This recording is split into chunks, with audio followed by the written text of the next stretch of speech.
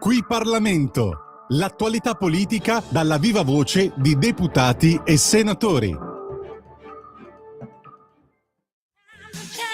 Va ora in onda l'altra metà della radio, parità di rassegna.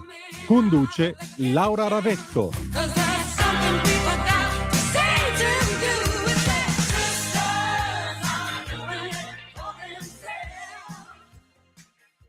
Buongiorno, a voi la linea.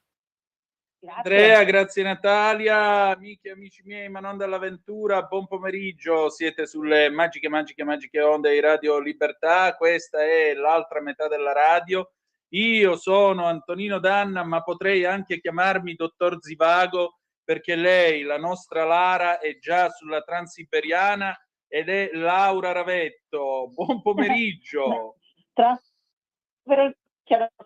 Pomeriggio, ma oggi abbiamo anche un l'Andrea. Sì, abbiamo un apprendista scudiero, sì. Fantastico.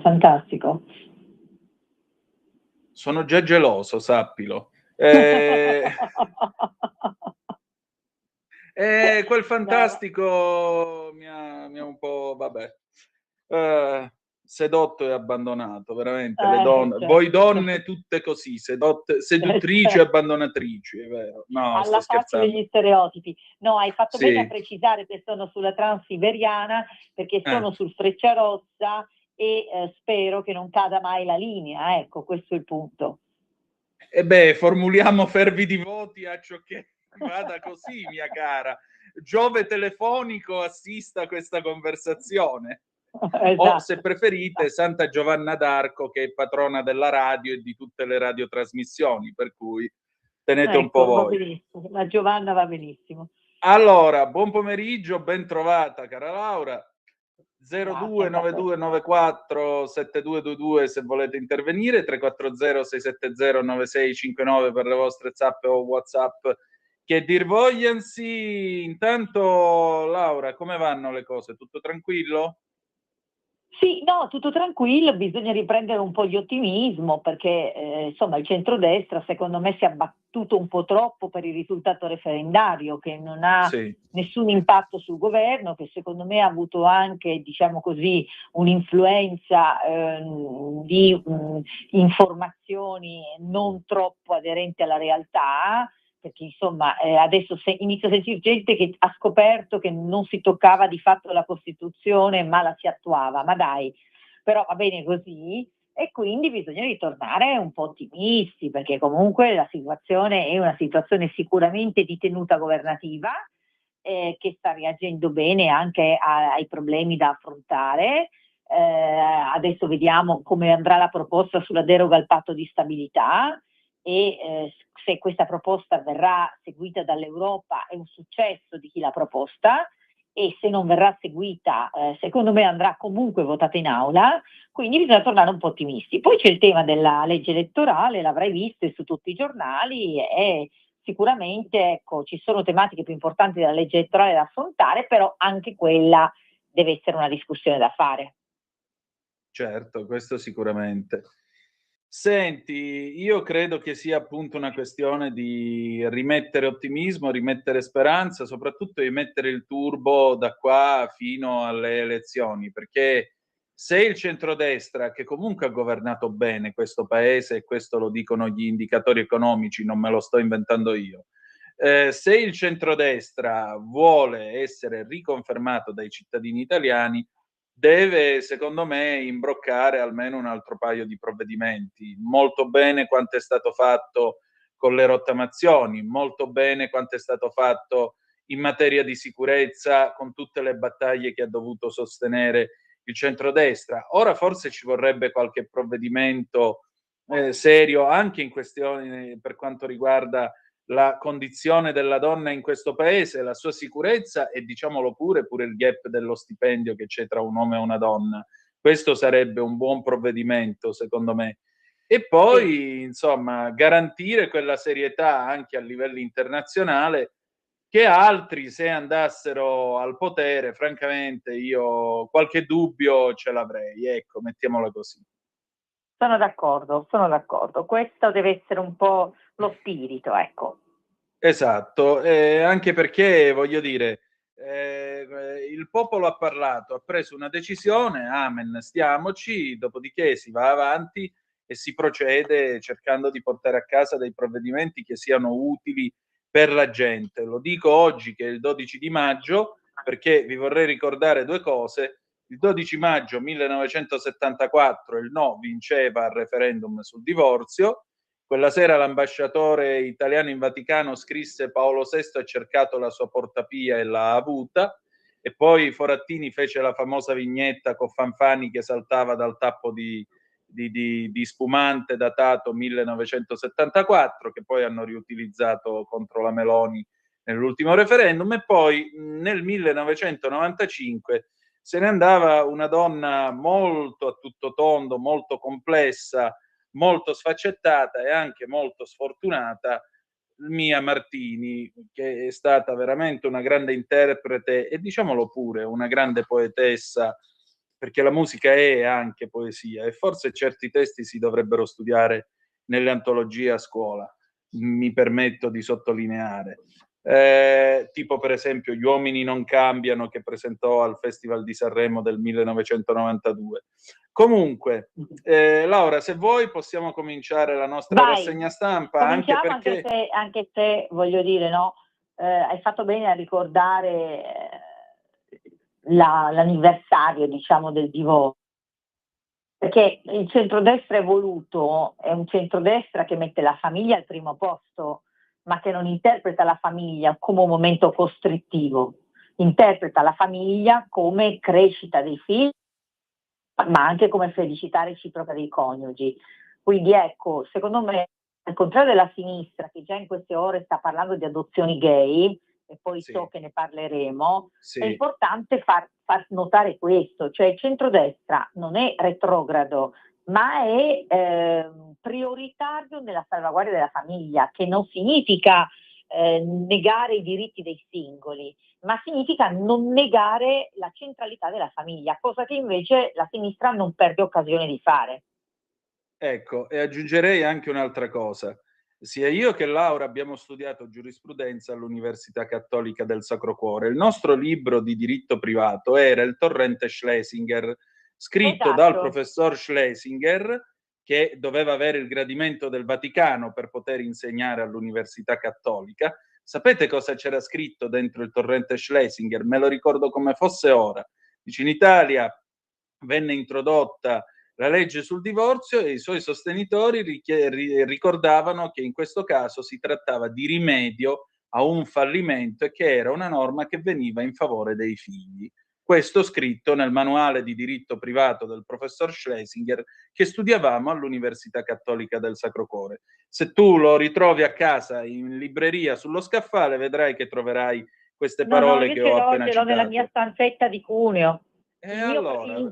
Io ho conservato pochissimi libri, non si contano sulle dita di una mano, forse non arrivano neanche al quinto dito.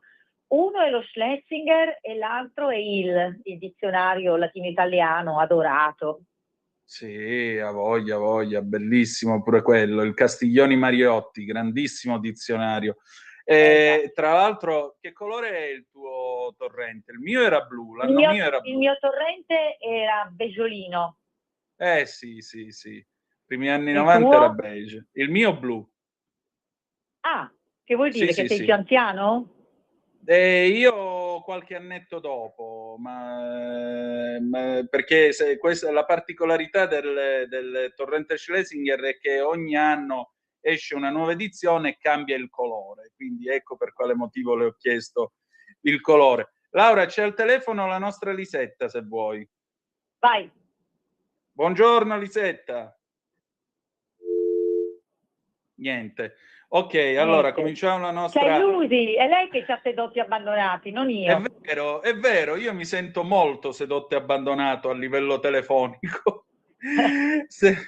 Senti, allora, cominciamo con una notizia e poi ti farò una proposta, mi dirai tu che cosa devo fare. Ti perdono se torni con me e ti sottometti. La proposta dell'ex marito italo-egiziana Nessi Guerra, condannata per adulterio a 6 mesi con lavori. Questo è il Corriere della Sera di ieri. Chi è Nessi Guerra? Nessi Guerra è una giovane donna, 26 anni appena, di Sanremo, che ha una bambina di 3 anni, che ha avuto con un marito italo-egiziano tale Tamer Hamouda. Bene, è stata condannata, la sentenza è arrivata il 28 aprile ed è esecutiva, dalla corte egiziana, perché lei vive ora in Egitto, è stata condannata per adulterio. Pensate, le hanno dato 6 mesi di detenzione con lavori. Non si sa ancora quale sia questo regime di lavori forzati, dice al Corriere l'avvocatessa Agata Armanetti, che è di Sanremo. Ecco, la mia proposta è questa, Laura, siccome io conosco l'avvocato Armanetti, vuoi che martedì prossimo la portiamo in radio, la invitiamo? Molto, molto volentieri. Allora, facciamo una Se tu vuoi, premessa, io la Antonio. cerco. Facciamo una premessa. Premettiamo Sì. che il governo si sta interessando di questa cosa da 2 anni, che l'avvocatessa però ha lamentato di non essere riuscita a mettersi in contatto col ministro Tajani, ma io so che il ministro Tajani ci sta lavorando, quindi premettiamo che il governo sta lavorando alla cosa, che la situazione è delicata e complessa perché, per esempio, la richiesta dell'avvocatessa relativamente alla grazia è possibile esclusivamente passando da un accordo tra l'Italia e l'Egitto, quindi tra Meloni e Al-Sisi. Quindi partendo dal presupposto che noi siamo neutri su questo, nel senso che il governo sta comunque facendo la sua parte, ma mi fido dell'avvocatessa quando dice, forse però, ecco, magari qualche contatto diretto con me, quindi se noi possiamo agevolarlo ospitandola in radio io sono contentissima, ecco. Ecco, molto volentieri, anche perché dice sempre l'avvocatessa Armanetti, stiamo preparando un ricorso in Cassazione, ma la mia assistita rischia di finire in cella ogni ora. Nessi continua a urlare la sua innocenza e attacca. 3 falsi testimoni sono bastati per condannarmi, sino in secondo grado, ignorando prove, ritrattazioni e il quadro clinico del mio ex Tamer Hamouda. In particolare c'è un documento inviato dai suoi legali qualche tempo fa che Armanetti mostra al Corriere per la prima volta. Il redatto in arabo è indicato come contratto di matrimonio islamico italiano, ma secondo la difesa non è una proposta di pace familiare. È un perimetro di controllo. Il testo prevede che Nessi torni a vivere con l'ex marito da cui ha divorziato nel 24. Lo segua nei suoi spostamenti, non abbandoni il tetto coniugale senza consenso. Richiama inoltre conseguenze economiche, perfino profili penali in caso di violazione, ma le clausole vanno oltre la lite patrimoniale. Nessi dovrebbe impegnarsi a essere una moglie modesta, fedele, a non mostrare ornamenti e nudità in pubblico, sui social e in privato. Dovrebbe non avere segreti col marito, consegnargli le password degli account social e dei dispositivi elettronici, autorizzarla ad accedervi e comunicargli ogni modifica. È prevista anche una riconciliazione pubblica sui media, compresa la TV, e il documento stabilisce che Nessi chieda pubblicamente scusa.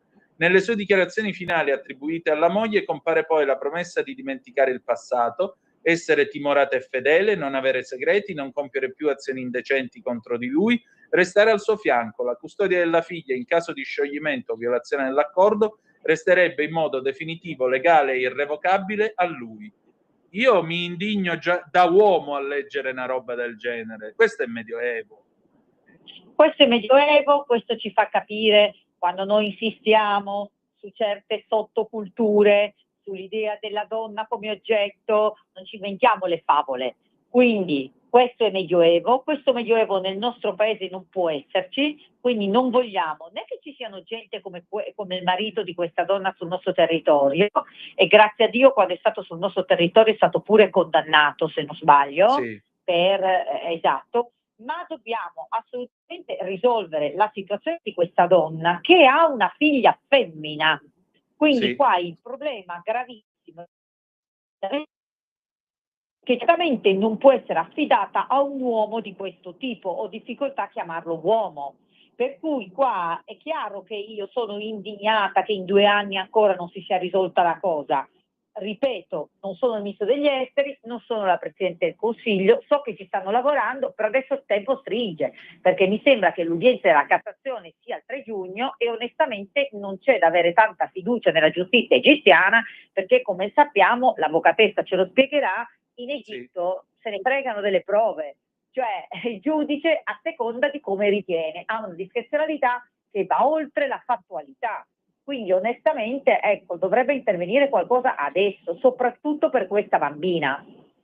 Infatti, per la precisione, Hamoud era già stato condannato in Italia per violenza e stalking, scrive La Stampa, e in particolare l'avvocato Armanetti dice che l'udienza decisiva si terrà il prossimo 3 giugno al Tribunale di Hurghada. Non ci aspettiamo nulla di buono, con una condanna per adulterio è difficile che la bambina venga affidata alla madre. Sulla carta i possibili affidatari sono la nonna materna o quella paterna. In primo grado era stata scelta la nonna paterna, in secondo quella materna. Ora stiamo ricorrendo in appello affinché venga confermata almeno la madre di Nessi, almeno la madre di Nessi. Sui giornali egiziani, tra l'altro, emergono dettagli preoccupanti come il drastico aumento dei casi di adulterio nel paese, che rappresenta una delle principali cause di crisi matrimoniali. In un solo anno sono state certificate 79.000 denunce, reato penale che comporta la reclusione. Non lo sapevo, mi sembra una misura anacronistica, commenta l'avvocato Armanetti, sottolineando di non aver ricevuto informazioni in merito nemmeno dagli legali egiziani. Questo è quanto lei dichiara alla Stampa, edizione di Sanremo, e precisa anche che lei è in contatto quotidiano con la console italiana al Cairo, Giulia De Nardis, dicendo che il lavoro della console e dell'ambasciatore è di tipo amministrativo e di assistenza, ma la grazia può arrivare solo da un accordo politico tra Al-Sisi e Giorgia Meloni.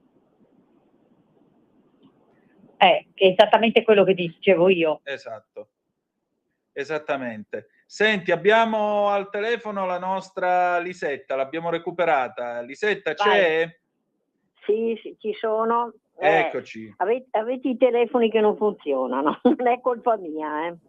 Comunque, vabbè, premetto questo, prego. Buongiorno a tutti e due. Buongiorno, Lisetta. Naturalmente sempre dello stesso argomento sull'immigrazione, sì. Cioè la proliferazione dei musulmani. Allora cosa devo dirvi io? Da decenni mi sembra che la sinistra, con buonismo e numerose agevolazioni che alimentano le entrate delle loro organizzazioni, mi sembra, si erge a paladina dell'immigrazione di etnie che non ci appartengono. Allora, fino a qui non ci sarebbe niente da criticare. Il problema che si pone è che sento preoccupare moltissime persone, e poi aggiungo che l'abnorme aumento delle popolazioni musulmane e delle loro prolificità,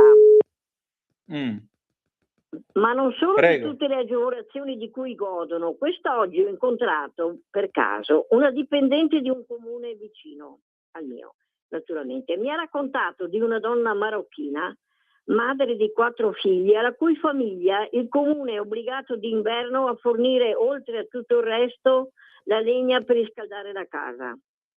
E questa donna cosa fa? Di nascosto dal marito prende la pillola anticoncezionale. Di nascosto, altrimenti il marito la massacrerebbe. Quanto ancora dovremo sopportare, lor signori, l'invasione islamica che senza le necessarie misure, anche dico io con metodi non convenzionali, dovrebbe essere espulsa da questo povero paese? Ho visto in Medio Oriente la barbarie islamica, ma anche se ho pochi anni davanti, non voglio che l'Islam ci domini.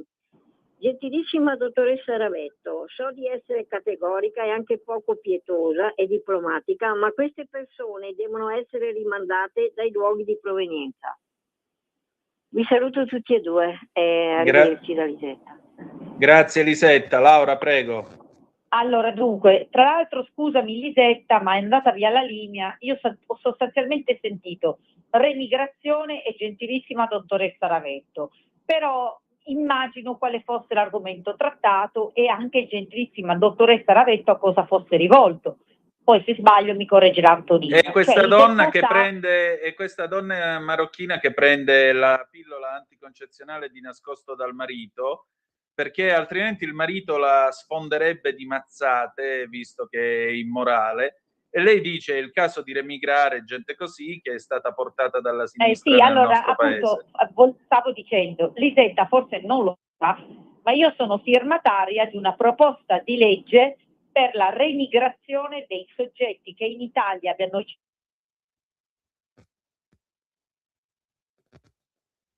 per la remigrazione dei soggetti che in Italia evidentemente hanno commesso... Ecco, vediamo un po' se ci sei. Stavo dicendo che Lisetta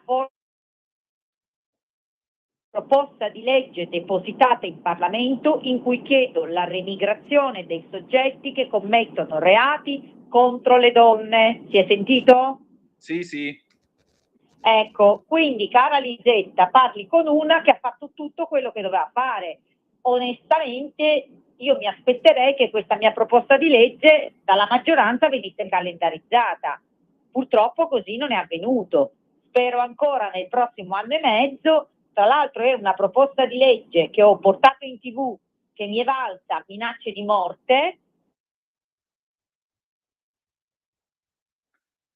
Mi hanno minacciata di morte perché ho chiesto che venissero remigrati, cioè rimpatriati, ancorché cittadini italiani, coloro che commettono reati gravi contro le donne. Sono stata minacciata di morte, però la maggioranza non l'ha ancora fatta propria. Quindi parla con una che su questo tema non è in prima linea, è in primissima linea.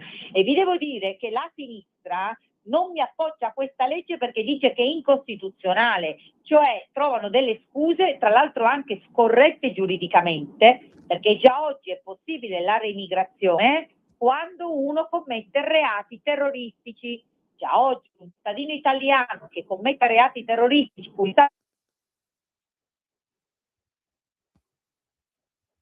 la stessa cosa per i reati compiuti contro le donne. Ecco, niente da aggiungere, direi. Laura, ci fermiamo un momento per la pausa e torniamo tra poco. Fantastico. Stai ascoltando Radio Libertà, la tua voce libera, senza filtri né censure, la tua radio.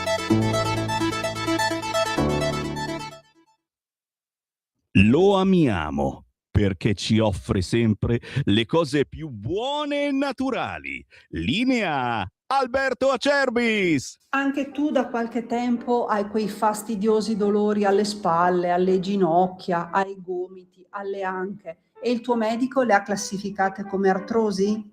Aiutati attraverso ACEUC2. ACEUC2 è il nostro integratore alimentare a base di collagene nativo non denaturato di tipo 2, quello che aiuta le cartilagini a rigonfiarsi di collagene in modo che le articolazioni non si tocchino e non si sfreghino più. È un prodotto completamente naturale, stamattina in offerta speciale per voi. Chiamate subito 030 68 40 408. Vuoi provare il trattamento di 30 giorni? 35 euro. Vuoi provare il trattamento di 60 giorni? 60 euro. Vuoi provare il trattamento di 90 giorni? 79 euro. Ma se acquisti il trattamento di 4 mesi, 120 giorni di trattamento, un prezzo straordinario speciale per voi se chiamate subito lo 030 68 40 408, dite ho ascoltato Radio Libertà,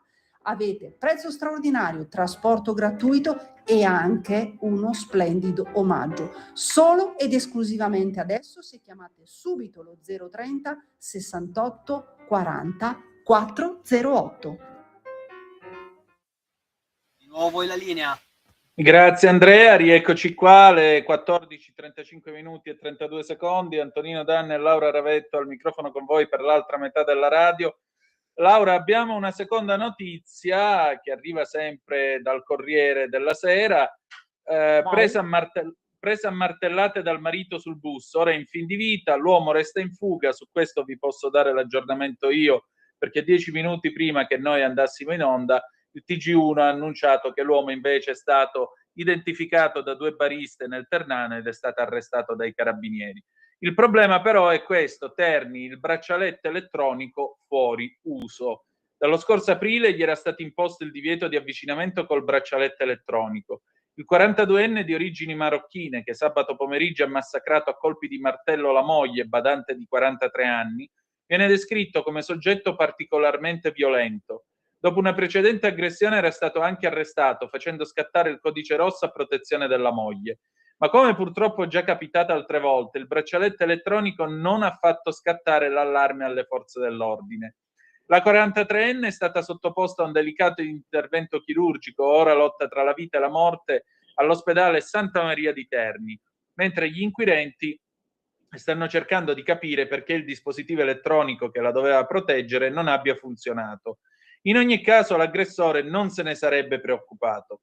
Nella zona di Stroncone, provincia di Terni, ha atteso l'arrivo del pullman di linea sul quale viaggiava la moglie, è salito a bordo e l'ha affrontata. Ci sarebbe stato un accenno di lite, poi ha tirato fuori il martello e l'ha colpita, soprattutto alla testa, sotto gli occhi degli altri passeggeri.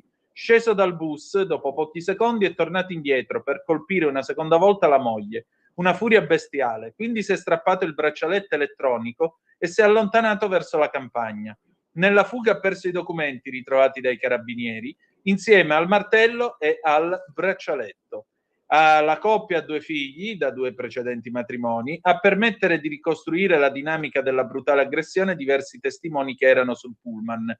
Tra questi anche la giovane autista, una donna di appena 25 anni, che ha bloccato il mezzo e tentato di dare aiuto alla vittima. La giovane è ancora sotto shock. Per gli inquirenti si tratta di un tentato femminicidio.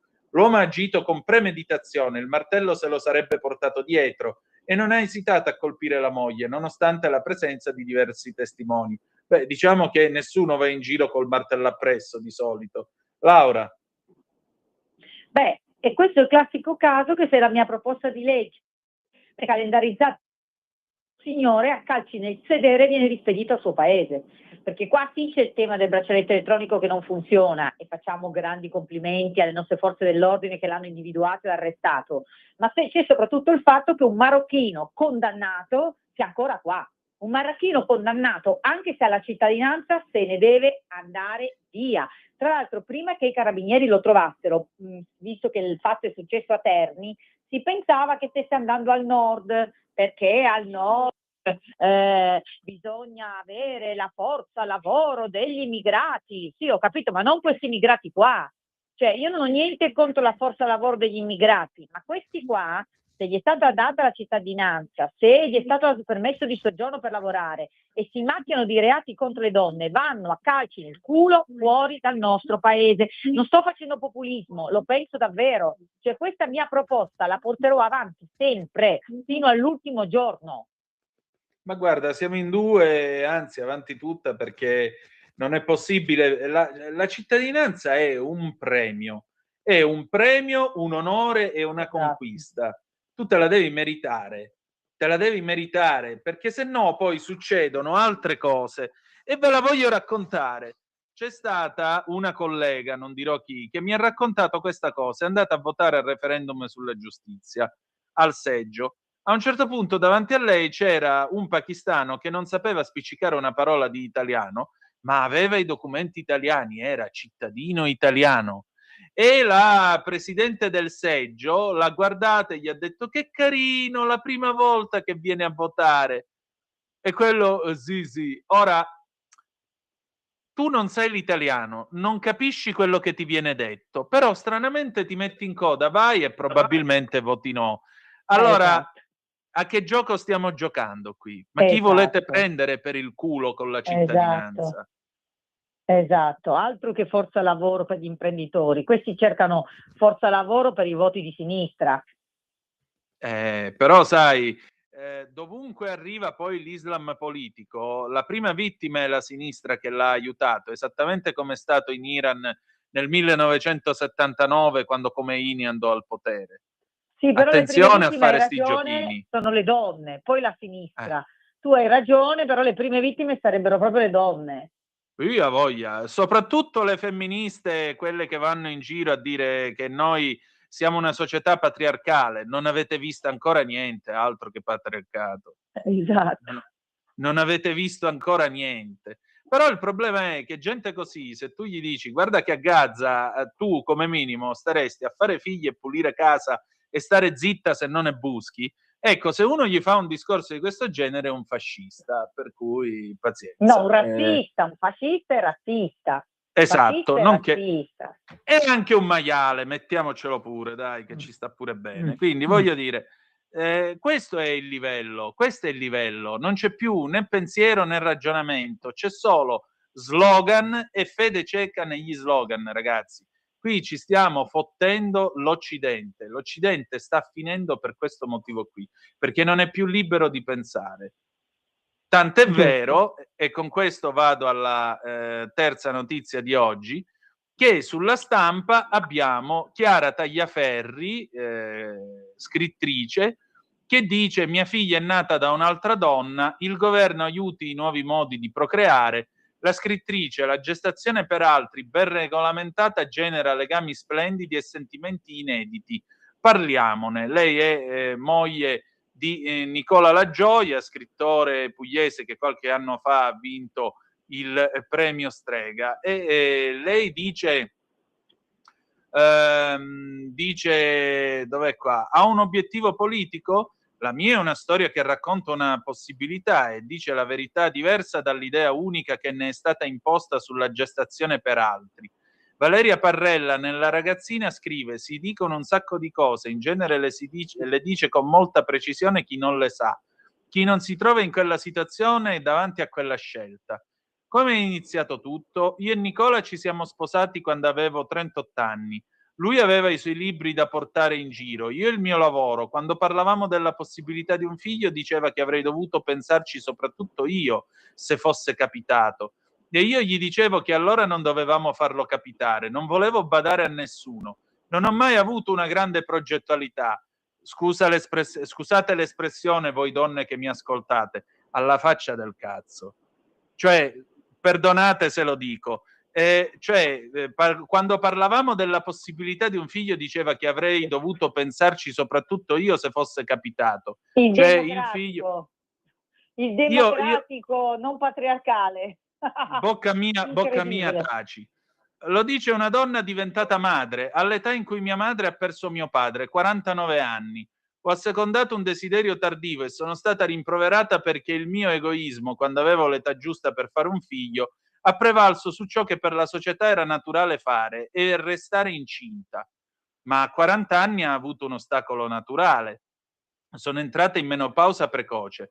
Ho iniziato con l'eterologa, 3 tentativi falliti. Io e Nicola siamo diventati estranei. Come ha scritto Lewis Carroll, camminavamo spalla a spalla per puro nervosismo e non per buona volontà. Gli anni passavano, rischiavo di mettere in pericolo la mia vita e quella del bambino. Allora con Nicola abbiamo vagliato l'opzione adozioni, ma ci siamo scoraggiati. Ci è stato detto che avremmo dovuto aspettare anni, con la possibilità che se mai ci avessero ritenuti idonei avremmo potuto accogliere un bimbo o una bimba già grandi e con alle spalle ferite e traumi. E non ci siamo sentiti all'altezza. Ho scoperto la gestazione... Mamma mia, non si può sentire questa intervista. Io sono una liberale, ma sentire una donna che sostanzialmente vuole il bambino piccolo, confezionato per lei, e l'idea di maternità come un diritto della madre e del padre, quindi il diritto di maternità, il diritto di paternità, e il diritto del bambino dov'è? Cioè, questa intervista mi fa orrore, posso dirlo? Orrore. E non sono una pregiudizievole verso la scienza, poi lo spiegherò, ma l'idea che una parli solo di se stessa e di quello che voleva lei e di quello che voleva il suo marito mi fa inorridire, perché il problema è che dovremmo mettere al centro il diritto del bambino prima, poi possiamo arrivare alle stesse conclusioni e probabilmente lei sarebbe arrivata alle stesse conclusioni, va benissimo, ma dimostrami almeno che hai pensato al diritto del bambino prima, mentre qua si pensa ai diritti degli adulti. Ricordiamo a tutti che la maternità, la paternità è una cosa meravigliosa, ma non è un diritto. Il diritto è quello del bambino. Pienamente. Vado avanti. Ho scoperto la gestazione per altri, ne ho parlato con Michela Murgia, mia amica, e abbiamo deciso di provare. Il primo tentativo è fallito, la gestante a metà del percorso non se l'è sentita di continuare, a metà del percorso, al mio paese si chiama gravidanza, al tuo credo pure. Poi abbiamo trovato Daisy e ho capito quello che i genitori di figli nati con la gestazione per altri mi avevano detto, ci si riconosce. È una specie di innamoramento, una scintilla che crea una famiglia. Dalla gestazione per altri non si raccontano le strade relazionali che apre, la solidarietà che innesca e i sentimenti inediti che produce. Le accuse di mercimonio sono infondate? No. Ci sono paesi in cui la gestazione per altri è problematica, ma demonizzarla non risolve. Perché le procedure in America sono risolutive? Le gestanti non vengono scelte, ma scelgono a loro volta. Sono informate e coscienti di ogni passaggio, con un buon grado di autonomia economica, un lavoro dei figli, ma ricevono un compenso. Pagate non vuol dire vendute. Murgia insisteva su questo, come sulla differenza tra gravidanza e maternità. Portare in grembo un bambino non significa inevitabilmente esserne la madre. Interessante, quindi siccome pagate non vuol dire vendute, congiungermi con una donna a pagamento non vuol dire andare a mignotte, ma vuol dire ricrearsi a livello sessuale. Interessante. Dicevamo, dov'è? Com'è certa che una gestante non cambi idea quando il bimbo nasce dopo? Ho parlato con decine di gestanti americane e genitori di figli nati da gestazione per altri. A nessuno è successo. Ho conosciuto una procuratrice distrettuale del Tennessee, uno degli stati più antiabortisti, che ha 3 figli, è ricca e ha fatto 2 gestazioni per altri a titolo gratuito. Voleva donare a famiglie omogenitoriali ed etero la possibilità di allargarsi. Ho parlato con gestanti nel Minnesota che lo hanno fatto perché volevano cambiare lavoro, mettendo da parte soldi per l'università dei figli. Non ci trovo nulla di male. Bella roba. I diritti... Complimenti. Aspetta. I diritti Complimenti. non sono... Una bella relazione, quella di costringere delle donne per studiare i propri figli, a mettere al mondo i tuoi come fosse un lavoro, con tutti i rischi che comporta per il corpo della donna la maternità. Bella roba. Naturalizziamo queste cose qua, dai, andiamo avanti così. I diritti non sono desideri, ma quando i desideri diventano realizzabili, le società hanno il dovere di mettere tutti in condizione di accedervi. Oltre alla gestante c'è la donatrice di ovuli. La gestante usa gli ovuli di una donatrice che viene scelta dai genitori intenzionali e può rendersi onore intracciabile dai bambini che nascono quando saranno grandi. No, qua ti fermo subito. La gravità nella gravità di dire che viene scelta. Ma cosa scegli tu? Scegli la donatrice perché vuoi che abbia gli occhi azzurri magari, i capelli biondi? No. L'eterologa, che nel nostro paese è consentita, non puoi sceglierti la donatrice di ovuli, perché quella è eugenetica. Cioè a me questa intervista, e ripeto, lo dico da liberale, perché io per esempio sono favorevole all'eterologa, lo comprendo, la gestazione per altri no, perché c'è una donna che mette a rischio il suo corpo per un'altra e per ragioni di business, e questo non mi sta bene. Ma io non sono sfavorevole all'eterologa, però se tu mi dici che vuoi scegliere la donatrice, tu stai facendo eugenetica. Cosa vuol dire? Che la vuoi con un quoziente intellettivo di un certo tipo, perché vuoi tuo figlio con un quoziente intellettivo di un certo tipo, che la vuoi bionda, alta, magra e con gli occhi azzurri? Cioè, questa intervista a me fa orrore, e lo dico da liberale. Il ricorso a ovuli non proprio è un'ulteriore garanzia per la gestante, serve a separare ulteriormente gravidanza e maternità. E il lutto genetico? Mai avuto questo problema. Ho parlato con madri che hanno fatto la gestazione per altri e hanno indossato pance finte per mesi. E io che mi facevo meraviglie di Loredana Bertè quando andò a Sanremo con la panza finta, ragazzi. E anche qua ti fermo. Cioè il lutto non è della madre cosiddetta ordinante. Il lutto è della madre che mette al mondo tuo figlio, anzi suo figlio, e se ne separa per darlo a te. Cioè io sapevo di persone scusa se mi permetto, sapevo di persone egoriferite che non sono in grado di affrontare le tematiche in maniera empatica, però qua mi vengono i brividi.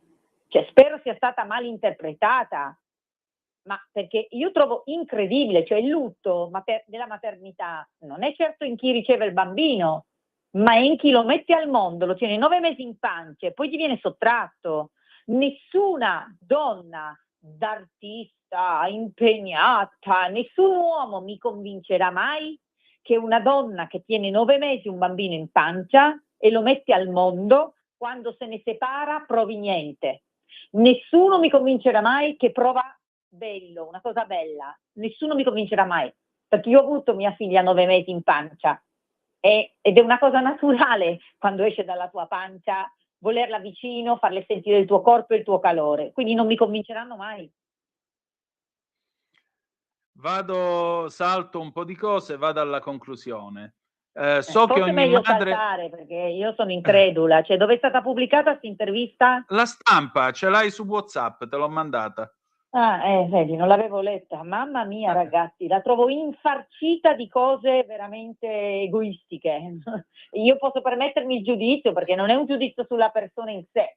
le frasi a me paiono altamente egoistiche e non coscienti del problema, ma non ripeto del problema gestazione per altri, che possiamo anche affrontare e discutere proprio del problema che dovrebbe essere la maternità, cioè anzi della bellezza che dovrebbe essere la maternità e la paternità, cioè mettere al primo posto la felicità di una persona diversa da te che è tuo figlio, non lamentarti perché lo devi adottare grande e quindi sai mai ha dei traumi, anzi proprio perché ha dei traumi tu dovresti volere, soprattutto se sei una persona impegnata nel sociale, di cultura, come immagino sia questa donna e suo marito, anche se È una il marito scrittrice. che le ha detto queste frasi, mi senti? Sì, sì. Dicevo, dovresti essere proprio tu che vuoi in qualche modo voler aiutare un bambino che già ha un po' di anni al mondo e che magari ha avuto dei traumi. Poi mi trova d'accordo sul fatto che andrebbero accelerate le adozioni, d'accordissimo, salvo che poi quando l'abbiamo fatto ci vengono a dire che non ci sono i bambini, perché ci vengono a dire che di fatto i bambini sono tutti all'estero, quindi il problema dell'accelerazione delle adozioni non è imputabile al governo italiano, ma è imputabile ai governi stranieri. E quindi sì, è un tema, però è un tema delicato, nel senso che non è che lo possiamo risolvere nazionalmente, ma la cosa che mi rende incredula è non comprendere come la maternità non sia un tuo diritto. La maternità è un dono e quindi devi affrontarla come la paternità, devi affrontarla mettendoti a servizio della persona che avrai e non certo rispetto alle tue personali esigenze, per cui io spero di aver capito male che si scelgano la donatrice degli ovuli, per esempio. Lo troverei vergognoso. No, c'è scritto così e io così ho letto. Va bene, io spero che Mi leggi dopo la trasmissione, ma così è. Io spero che intendessero dire che la scelta spetta ai medici in assoluto anonimato che seguono la donna che fa la committenza. Perché no, viene scelta gravissimo. dai genitori intenzionali, c'è scritto. Vabbè, io spero che non abbia capito bene, che si sia espressa male, perché tu comprendi, vero, la gravità di questo? Certo che lo comprendo. Bambini, non si scelgono i bambini, no? I bambini arrivano e sarebbe eugenetica scegliere la persona da cui prendi gli ovuli per sapere come verrà. Anzi, la nostra legge dice che nel caso di eterologa bisogna tener conto della situazione complessiva, e per complessiva intendo fisica e anche intellettiva, della madre che poi avrà l'ovulo in grembo, cioè deve essere il più aderente possibile al profilo genetico della madre che avrà il bambino in grembo, come ovvio che sia. Non che, voglio dire, poiché io magari sono alta 1,67, sto parlando per me, sì, vado a scegliermi gli ovuli di una di 2,5 metri perché spero faccia la modella di Victoria's Secret, cioè questo è una cosa raccapricciante. Non sto dicendo che fosse questo il caso, sto spiegando perché la donatrice di ovuli non può essere scelta, in nessun modo può essere scelta, ok? È una valutazione medica che fanno i medici tenuto conto del profilo della donna che ha gli ovuli dentro di sé. Sai cosa trovo purtroppo? Che ci sia molta ignoranza su questa tematica, Antonino. C'è ignoranza, e quando viene espresso il concetto da persone illuminate dell'intelligenza di sinistra viene ritenuto che questa ignoranza non ci sia, invece probabilmente c'è un po' di ignoranza sul tema. Ecco, io concludo con l'ultima battuta appunto di questa intervista. So che ogni madre ha una capacità adottiva, diventa madre quando accudisce, esattamente come i padri ai quali l'esperienza del grembo manca anche quando sono i genitori biologici. Nicola è il padre biologico. Non lo nego, io questo non lo nego, e questo è vero, tant'è vero che ci sono fantastiche madri adottive, benissimo. Nicola è il padre biologico di Lula, peraltro. Abbiamo assistito insieme al parto, nella stessa stanza, dalla stessa posizione, nella medesima condizione. Vabbè, io vorrei sapere, ecco, vedi, a fronte di queste interviste romanzate, mi permetto questo, o se non romanzate gravi, io vorrei portare i dati su chi sono le mamme che fanno la gestazione per altri. Purtroppo nel 90% dei casi sono donne che lo fanno per ragioni economiche. Cioè, io ripeto, sono una liberale, quindi se mi si dimostrasse che nel 90% dei casi le donne che fanno gestazione per altri lo fanno per generosità verso un'amica, verso una sorella, mi riterrei comunque contraria, ma non avrei costituito il reato. Lo dico chiaramente, Ma poiché nel 90% dei casi parliamo di sfruttamento dei corpi femminili, perché una donna che dà questa disponibilità per soldi è una donna che di fatto si lascia sfruttare, non a caso nella nostra Costituzione c'è scritto che non si possono vendere gli organi, perché ci sarebbero delle persone che forse in estrema povertà si vedrebbero costrette o penserebbero di poter, non so, vendersi un rene. Questo è incostituzionale, ci può essere la donazione del rene, ma non puoi venderlo. Quindi la gestazione per altri mi convincerebbe un po' di più se fosse sempre gratuita. Purtroppo non lo è. Allora mi devono spiegare dove sta il sentimento. Qua non c'è sentimento, per me qua c'è sfruttamento. Non ho altro da aggiungere, cara Laura, non ho altro da aggiungere. Comunque, l'intervista ce l'hai su WhatsApp, per cui avrai tutto il tempo dopo la trasmissione per eventualmente... No, sarebbe stato bello poter avere una parola, diciamo, di commento da qualcuno un po' obiettivo, magari un medico che spiegasse, anche un medico favorevole alla gestazione per altri, che però correggesse alcuni passaggi che secondo me sono, ripeto, poco rispettosi di quello che dovrebbe essere il diritto del bambino, anche a non essere scelto come su un catalogo. Ecco, in questa intervista a me rimanda molto questo messaggio e non mi piace. Condivido la tua posizione, Laura. Finiamo con la good news perché sono già le 14:58. Così ci saltiamo, scusami, ci saltiamo sì. I due padri e la madre. Sì, e anche appunto. Qui incredibilmente di nuovo un giudice che di fatto bypassa la legge, perché dove ci sono due padri e una madre c'è un utero in affitto, c'è una gestazione per altri che nel nostro Stato è vietata, però va bene così, anzi è stata fatta reato, però va bene così, andiamo avanti. Ecco, chiudiamo con buone notizie del Corriere della Sera, informatici aperti al prossimo. Che cos'è eCute, questa società benefit torinese che sostanzialmente sta formando 60 nuovi interpreti, uomini e donne di lingua dei segni. Ciò che conta è che gli interpreti siano qualificati e riconosciuti. È determinante il rapporto di fiducia tra interpreti e persone sorde. Non solo noi lavoriamo molto con professionisti sordi, in pratica la traduzione la facciamo fare a traduttrici o traduttori sordi e in più utilizziamo una tecnica poco usata in Italia, quella del feeding, un lavoro in team tra interpreti udenti e sordi. E questa tecnica è stata utilizzata la scorsa settimana a Milano nel corso della Milano Civil Week, l'evento organizzato al Comune di Milano e dal Corriere della Sera in occasione della partnership tra Pio Istituto dei Sordi e questa nuova startup che si chiama appunto eCute. Con questo noi abbiamo finito, ci salutiamo con una canzone figlia del suo tempo, Angela Luce, O Divorzio, dal Festival di Napoli del 1970. Laura, grazie a te e ci ritroviamo il 19 maggio. Grazie moltissime, ci vediamo il 19, anzi ci sentiamo il 19 maggio. Grazie Antonino e saluti al nostro novello scudiero, apprendista scudiero. Ecco, che sarà tra l'altro un altro anniversario perché il 19 maggio del 75 entrava in vigore la riforma del diritto di famiglia, guarda caso. Se non avessimo Antonino come faremmo? Va bene, grazie moltissimo, al 19, ciao. Grazie a voi, con Zoom a più tardi alle 18:15, alle 16 Pop Economia Rumore con la nostra Alessandra Mori, a tra poco.